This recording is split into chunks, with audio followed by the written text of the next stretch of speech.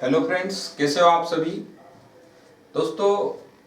आज हम इस लेक्चर में आनुवंशिकी का एक टॉपिक है मोनो हाइब्रिड क्रॉस यानी कि एकल संकरण पढ़ने वाले हैं। मोनो हाइब्रिड क्रॉस में हम ये देखने वाले हैं कि मेंडल के इस प्रयोग मोनो हाइब्रिड क्रॉस से कौन सा नियम निकल कर आता है और उसके अपवाद कौन से जो मोनो हाइब्रिड क्रॉस से संबंधित है। मोनो हाइब्रिड यानी कि एकल संकरण, यहां पर मोनो का मीनिंग है एक, सिंगल। हाइब्रिड यानी कि दो चीजों को मिलकर कोई नई चीज बनाना, ठीक है। तो यहां पर एकल संकरण या मोनो हाइब्रिड क्रॉस के प्रयोग को अगर देखें, इस पर आधारित नियम की बात करें तो वो है मेंडल का प्रभावीता का नियम। प्रभावीता का नियम मेंडल ने जो स्टडी की थी उन निष्कर्षों के आधार पर बाद में कुछ वैज्ञानिकों ने पुनर्मेंडलवाद, मेंडल के कार्य को पुनः खोजा और उन्होंने मेंडल के उन सभी निष्कर्षों के आधार पर कुल 3 नियम दिए, जिसमें से पहला है प्रभावीता का नियम और दूसरा है पृथक्करण का नियम और एक तीसरा नियम है स्वतंत्र अपव्यूहन का नियम। तो मोनो हाइब्रिड क्रॉस के आधार पर 2 नियम है, पहला वाला प्रभावीता का नियम और दूसरा पृथक्करण का नियम। ये दोनों नियम मेंडल के मोनो हाइब्रिड क्रॉस पर आधारित है, एकल संकरण पर आधारित है। ये बात हमको ध्यान रखना है, ठीक है। अब इसमें एकल संकरण को लेके इसके अपवाद भी देखना है, कौन से नियम के अपवाद होंगे और एकल संकरण में रिजल्ट किस तरह से आते हैं। आइए समझने की कोशिश करते हैं। एकल संकरण करवाना है अर्थात नर मादा युग्मकों की बात करें तो यहां पर मैं कोई एक लक्षण लूंगा, जैसे कि ऊंचाई से संबंधित मटर के पौधे की ऊंचाई।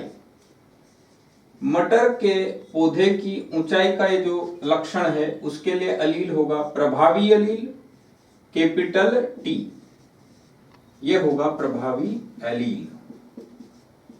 और इसके अलावा एक होगा स्मॉल टी, यह होगा अप्रभावी एलील। किसी भी युग्मक में ये दोनों एलील एक साथ उपस्थित नहीं होंगे। इन 2 एलील में से कोई एक एलील ही किसी एक युग्मक में उपस्थित होगा। तो यहां पर हम सबसे पहले लेते हैं जनक। क्रॉस को समझने से पहले इसमें हम सबसे पहले लेंगे जनक, ठीक है। जनक में नर व मादा दोनों अलग अलग होंगे। मान लेते हैं नर जनक जो है उसमें एलील कुछ इस तरह से है, शुद्ध रूप से प्रभावी, और मादा जनक जो है वह मान लेते हैं शुद्ध रूप से अप्रभावी। समयुग्मजी प्रभावी, समयुग्मजी अप्रभावी। ये जनक के अंदर एलील की स्थिति है। अब इनमें युग्मक निर्माण की प्रक्रिया होगी। क्या होना है? युग्मक निर्माण। और युग्मक निर्माण जब होता है तब हम कोशिका विभाजन, सेल डिवीजन की बात करें तो उसमें एनाफेज 1 में यह एलील पृथक होते हैं। अलग होकर इन 2 एलील में से कोई एक एलील ही उस युग्मक में जाएगा। तो मान लेते हैं कि ये सेल डिवाइड हुई, युग्मक जनक कोशिका विभाजित हुई और युग्मक निर्माण हेतु इस तरह से नर युग्मकों का निर्माण हुआ और समान रूप से विभाजन के पश्चात मादा युग्मकों का भी निर्माण हुआ। अब ये युग्मक बन चुके हैं। इन युग्मक में से, ये सभी युग्मक है, इनको अगर कोई भी एक युग्मक यहां से लेता हूं मैं, दोनों में से ये एक युग्मक है और इसमें से भी मैंने कोई एक युग्मक लिया है, तो इनको हम कह देंगे यह युग्मक है, यानी कि इसको हम गैमेट कहेंगे। ये दोनों युग्मक आपस में मिलेंगे, इसको हम कह रहे हैं कि ये क्रॉस है ना। ये दोनों इधर से नर युग्मक और इधर से मादा युग्मक मिला तो एक ये नई संतति बन गई, और ये अभी जनक से पहली संतति बनी है, इसलिए हम इसको कहेंगे प्रथम पीढ़ी। ठीक है, ये प्रथम पीढ़ी है, F1 generation, filial progeny first, F1 generation. यहां पर हम देख रहे हैं ये समयुग्मजी अवस्था में है, अर्थात इस जीनोटाइप वाला या फिर ये जीनोटाइप हो। अगर ये दोनों प्रकार के जीनोटाइप होगा तो पौधा कैसा होना चाहिए, ऊंचा या लंबा पौधा होगा। ठीक है, पौधा कैसा होगा, लंबा। किंतु यदि इस प्रकार का जीनोटाइप कहीं मिलता है तो उस अवस्था में पौधा कैसा होगा, बोना, यानी कि छोटा पौधा होगा। अब हम यहां देख रहे हैं ये शुद्ध लंबा पौधा है, इसके अनुसार सोचें, और ये शुद्ध बोना पौधा है। जनक में यह अवस्था है, जनक कोशिका में विभाजन होता है, विभाजन होने के पश्चात युग्मक निर्माण हुआ, और युग्मक निर्माण होने के बाद हमने देखा कि ये युग्मक आपस में मिलते हैं, क्रॉस होता है, एक पीढ़ी बन नई F1 जनरेशन, प्रथम पीढ़ी का निर्माण होता है। और उसमें किस प्रकार की संतति है, यहां पर अगर देखें तो दोनों ही लंबे पौधे हैं, यह समयुग्मजी है और यह विषम युग्मजी। तो प्रथम पीढ़ी का परिणाम क्या बोलेंगे हम, प्रथम पीढ़ी में सभी पौधे जितने भी, अगर और भी युग्मक ले और बनाते हैं तो सभी पौधे कैसे हैं, सभी पौधे, पहली बात तो ये विषम युग्मजी है, विषम युग्मजी, और बोने हैं या लंबे, सभी लंबे पौधे। ठीक है, यह अवस्था है इसमें। अब इसमें यह सामान्य मेंडल के नियमों के अनुसार प्राप्त हुए परिणाम है। यहां पर और भी संभावना है, जैसे कि आपने एक नियम पढ़ा होगा, अप्रभाविता का नियम। उस अप्रभाविता के नियम की बात करेंगे, और सहप्रभाविता का नियम वो भी देखेंगे, और इसके अलावा इसमें पृथक्करण किस स्तर पर परिभाषित होता है, वो सारी चीजें हम समझेंगे। पर फिलहाल इस मोनोहाइब्रिड क्रॉस को ही आगे बढ़ाने की जरूरत है। यहां पर आप इन परिणामों पर ध्यान दीजिए। आगे मैं इसको वापस से क्रॉस, इसमें सेल्फिंग होने की, मतलब इसके सेल्फिंग के लिए इसको हम छोड़ देंगे, तो देखते हैं क्या अवस्था बनती है। यह संतति जो है, ऐसी बहुत सारी संतति बनेगी, तो कोई एक को हम नर, कोई दूसरी संतति उसको मादा कंसीडर करें। ठीक है, ये अभी कौन है, F1 जनरेशन ही है, और ये F1 जनरेशन प्रथम पीढ़ी अब जनक 2 की तरह व्यवहार करेंगे। अब इसमें युग्मक निर्माण होगा तो कुछ युग्मक में कैपिटल T एलील होगा और कुछ युग्मक में स्मॉल t एलील होगा। इसी प्रकार से ये अगर नर है तो मान लेते ये मादा है, इसमें भी कुछ कैपिटल T कुछ स्मॉल t होंगे। इनमें वापस से क्रॉस कराएं, मतलब ये वापस से नई संतति F2 जनरेशन, द्वितीय पीढ़ी है ना। अगर ये द्वितीय पीढ़ी बनाते हैं, ठीक है, F2 जनरेशन, तो इसमें क्या संभावना, ये कैपिटल T इससे मिलता है अगर, तो बनेगा कैपिटल T कैपिटल T, किंतु ये कैपिटल T अगर स्मॉल t से मिलता है तो बनेगा कैपिटल T स्मॉल t। फिर एक संभावना ये है कि ये स्मॉल t इस कैपिटल T से मिले, यह स्मॉल t से स्मॉल t से मिले। अब हम देख रहे हैं कि यहाँ पर 4 प्रकार की संतति हमें प्राप्त हुई है। इन 4 प्रकार की संतति में से हम देख रहे हैं ये पौधा कैसा होगा, लंबा पौधा होगा, और ये देखिए ये दोनों कैसे होंगे, ये दोनों भी विषम युग्मजी है किंतु होंगे लंबे ही। तो देखने में ये 3 प्रकार के जो पौधे होंगे तीनों ही लंबे होंगे, और ये एक अकेला जो है ये पौधा कैसा होगा, बोना पौधा होगा।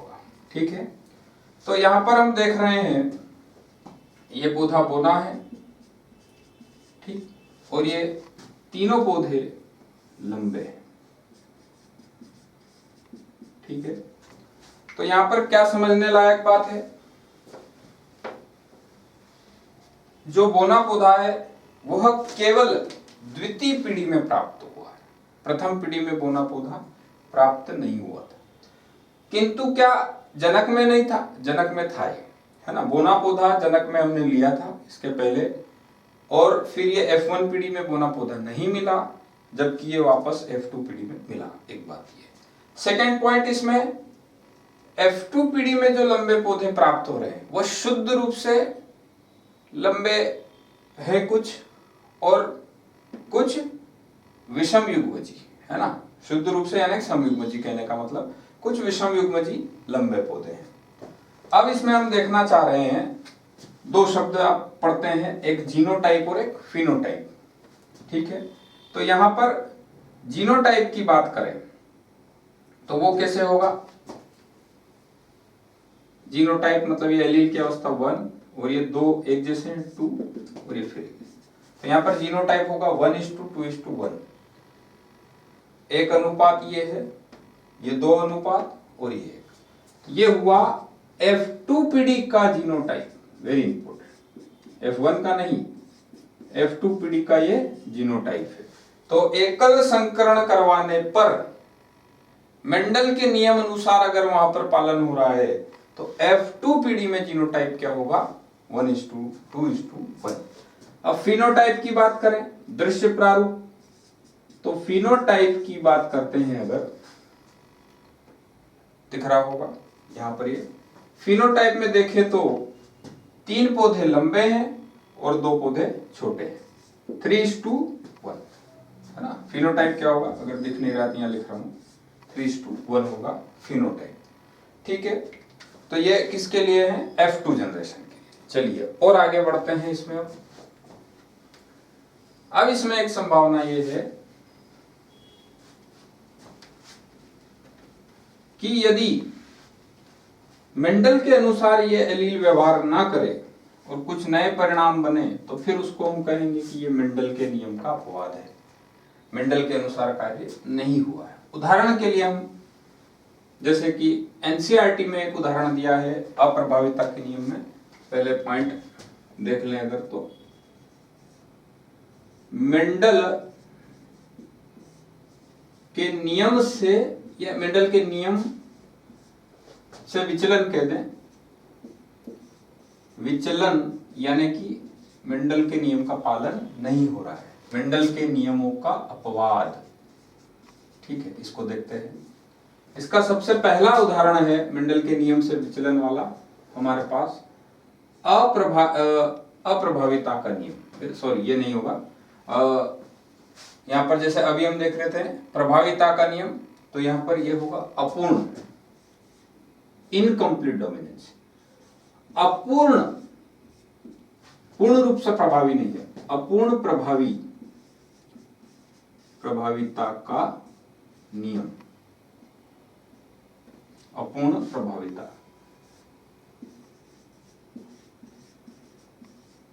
है ना। इसको नियम कहने की बजाय मेंडल के नियम से विचलन की स्थिति में इनकम्प्लीट डोमिनेंसी कह सकते हैं, अपूर्ण प्रभाविता इसको कह सकते हैं।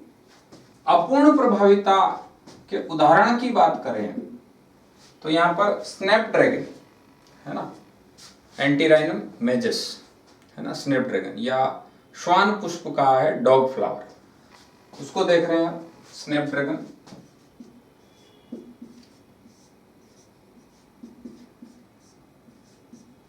ठीक है, श्वान पुष्प कह सकते हैं, श्वान पुष्प।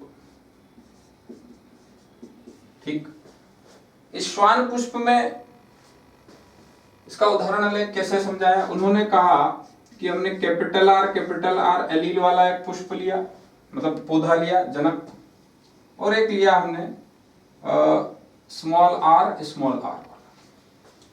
ये कैपिटल आर वाला है, ये पुष्प कैसा है? लाल पुष्प, प्रभावी है लाल, और ये पुष्प है सफेद। ठीक है, ये सफेद पुष्प है। यहां पर हम देख रहे हैं कैपिटल आर प्रभावी एलील है, ठीक, और स्मॉल आर अप्रभावी एलील है। ये दोनों अभी जनक है, इसमें से नर्मदा जिनको भी मान सकते हैं। अब यहां पर युग्मक का निर्माण होगा तो दोनों एलील में से कोई एक एलील उसमें युग्मक में पहुंचेगा अर्धसूत्री विभाजन के समय। तो अब हम युग्मक पर पहुंचते हैं। युग्मक बना तो कोई कैपिटल एक आर आया, इसमें से युग्मक बनेगा तो कोई एक स्मॉल आर आने वाला है।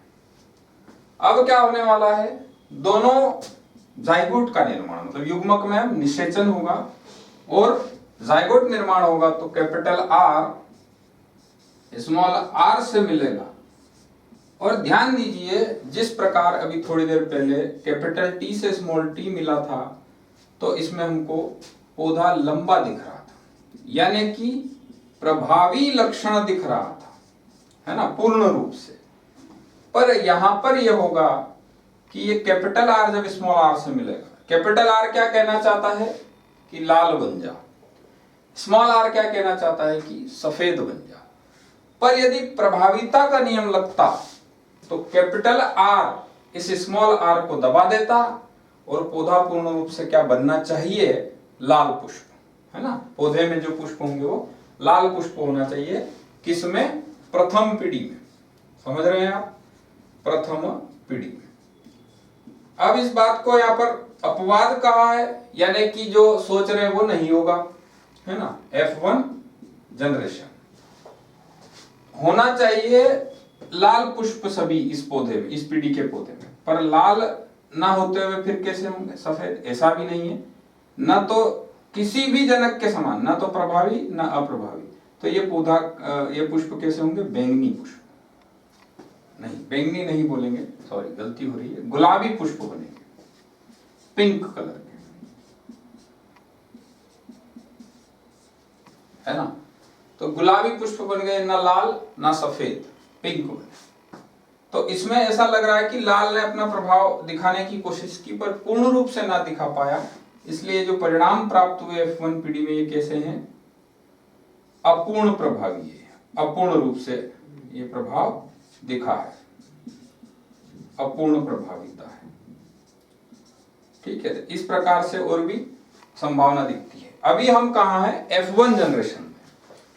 F1 जनरेशन में ये परिणाम आने पर मोनोहाइब्रिड क्रॉस पर आधारित जो दो नियम है, एक प्रभाविता का नियम और दूसरा पृथक्करण का, तो कौन सा नियम फेल हो रहा है यहाँ पर, अभी फिलहाल प्रभाविता का नियम, पर पृथक्करण के नियम का अभी भी पालन होगा।